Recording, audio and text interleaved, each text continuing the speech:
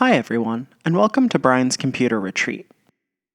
In today's video, we'll be talking about one of my favorite Macs, the PowerBook Duo. The Duo was Apple's second attempt at an ultra-portable laptop.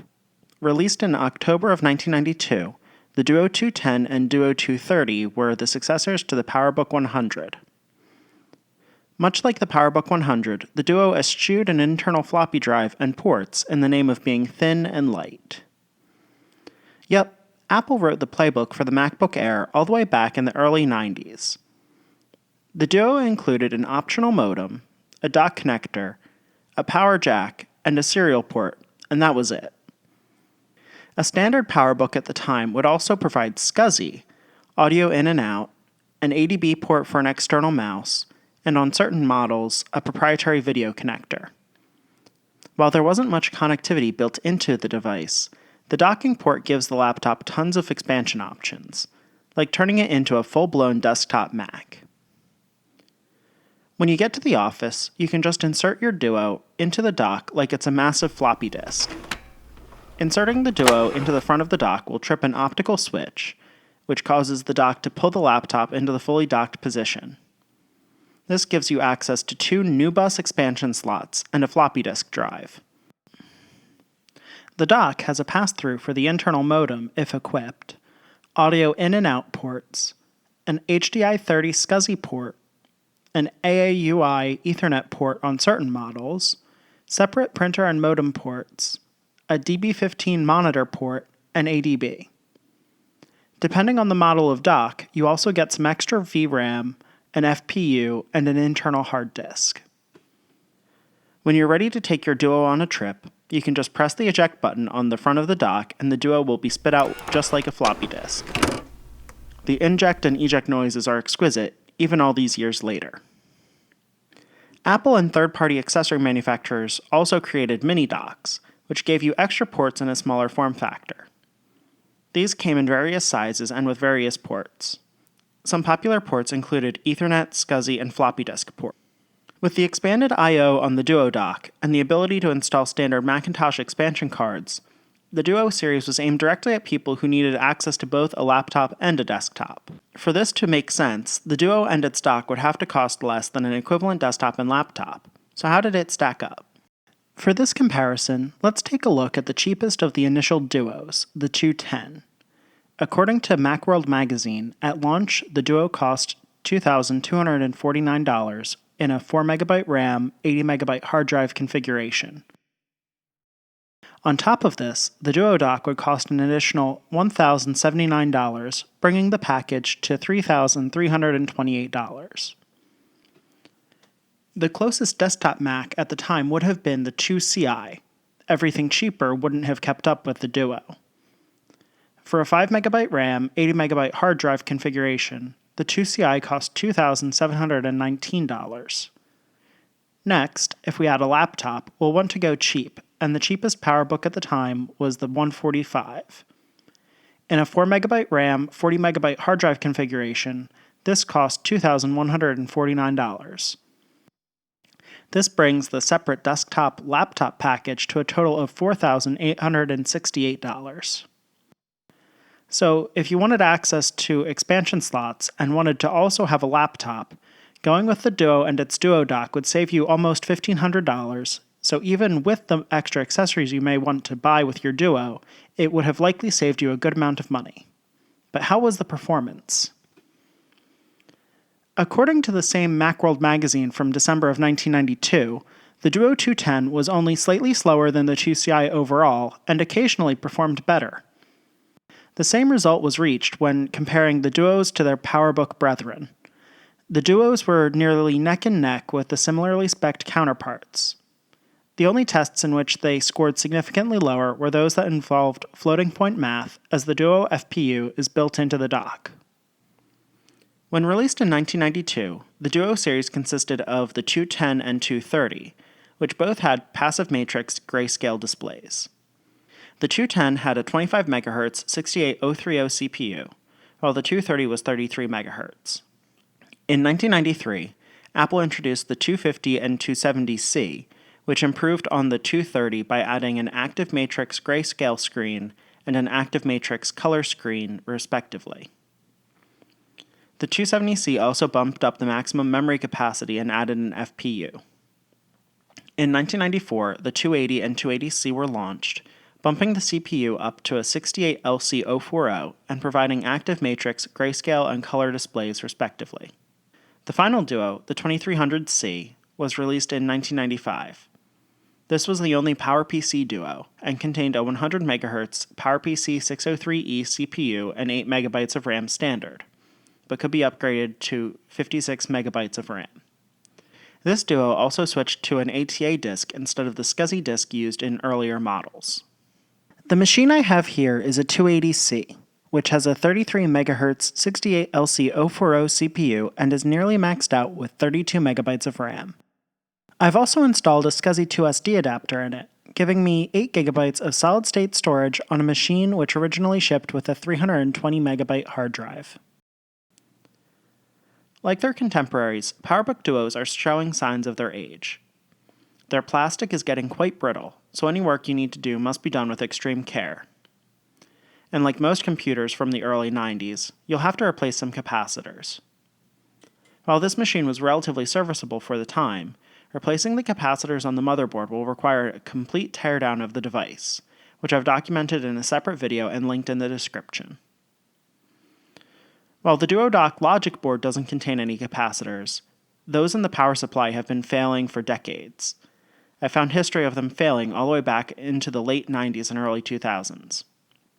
I did this repair off camera, but I'll put links to some helpful documentation I found in the description. Now that we've discussed the Duo itself, let's see what it's capable of. First up, we have a demo of Icab running on the Duo.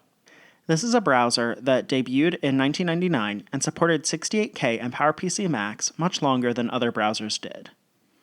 As you can see, it runs fairly well when docked and connected to a 10BASE-T Ethernet, and can access vintage websites fairly well.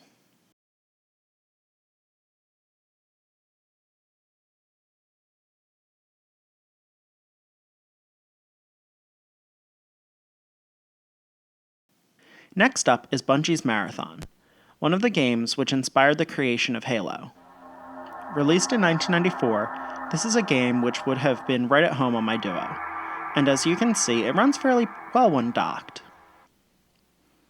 Thanks to the active matrix screen, you would probably stand a good chance of completing the game undocked as well, although the trackball can be a bit less than ideal for first-person shooter games.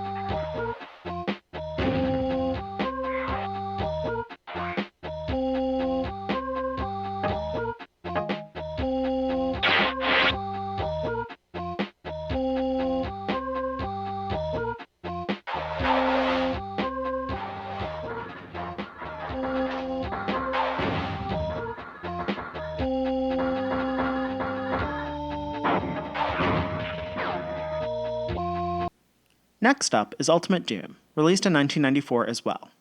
We can see that this game, though it uses similar graphical effects to Marathon, runs in a subset of the display by default. This was fairly common at the time and allowed you to see how much ammo you had. It runs fairly well on the Duo despite being the lowest end CPU supported by Doom.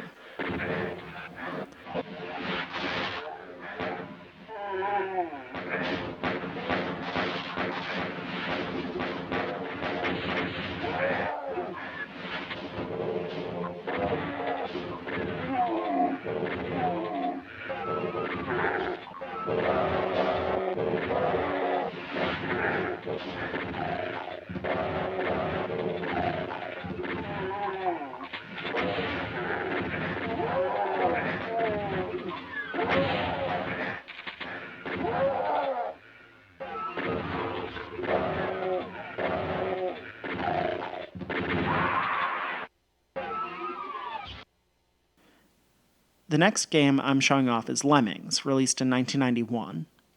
While this game doesn't really show off any special features of the Duo, and isn't particularly hard to run, it's one of my favorites.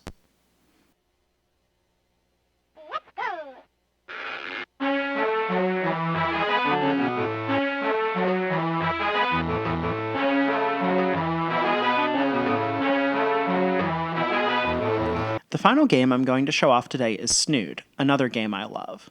Though it was released in 1996, this game isn't too taxing on the Duo and runs pretty well. I find playing it with the trackball the most satisfying, as it lends a sort of arcade vibe to the experience.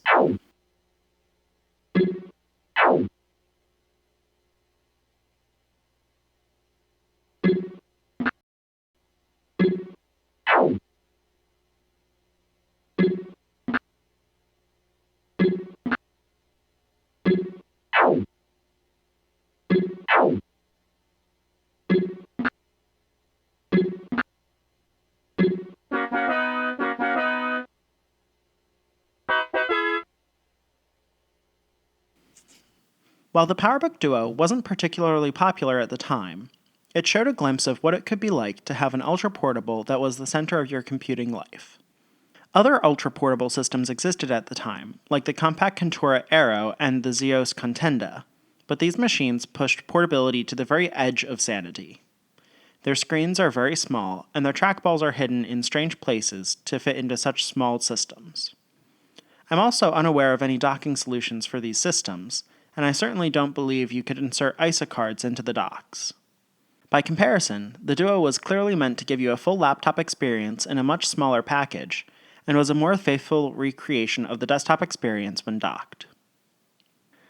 This concept of having an ultra-portable system for the road and a desktop at home or at the office didn't disappear when the Duo was discontinued in 1997. In the late 1990s, the PDA finally began to take off.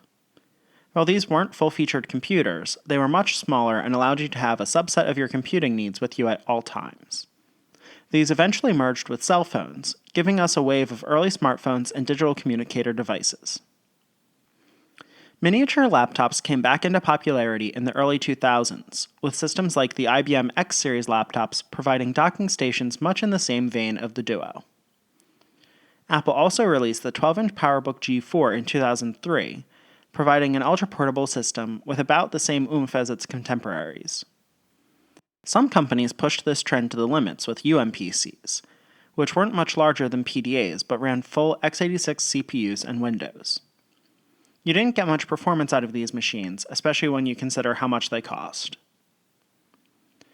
The race for smaller, lighter, more powerful systems really kicked off around 2008, when Apple released the first MacBook Air. While it wasn't very powerful and it cost a ton, it showed us what the future of computing would look like. Now all laptops race for smaller footprints, and few machines still include mountains of I/O or built-in disk drives. With the advent of Thunderbolt, we have even gained the ability to connect PCIe-based expansion cards to our laptops, making modern Ultrabooks very clear descendants of the original Duo concept. While the PowerBook Duo may not have changed the world it was born into, I think its design principles speak to a continuing desire for many, and the future of computing which has yet to come. Thanks for watching this video. I hope you liked it, in which case, let YouTube know with the like button below. If not, or if you have anything you want to say about the PowerBook Duo, let me know in the comments.